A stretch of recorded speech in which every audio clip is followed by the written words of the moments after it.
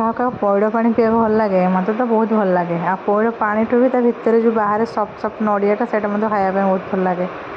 ଦେଖିବା ଏଥିରେ ଅଛି କି ନାହିଁ।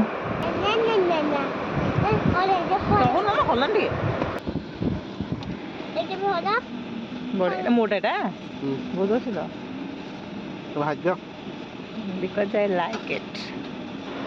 ପତିଦେବ ଆମର ଯେଉଁ ଦେଉଛନ୍ତି ବର୍ତ୍ତମାନ ନଡ଼ିଆ ବାହାର କରିକି ଏତେ ଶ୍ରଦ୍ଧାରେ ପୁରା ପ୍ୟାର ସେ ବାହାର କରିକି, ତା ପୂର୍ବ ବ୍ୟାକଗ୍ରାଉଣ୍ଡଟା ହେଉଛି କି ଘଣ୍ଟାଏ ଝଗଡ଼ା ହେଇଛି ନା, ତେଣୁ ମୋ ମୁଣ୍ଡଟା ପୁରା ଟେନସନ୍ ହେଇକି ଅଛି।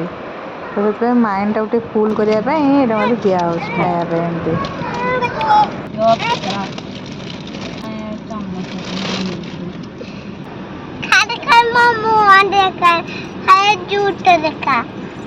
जूठ देखा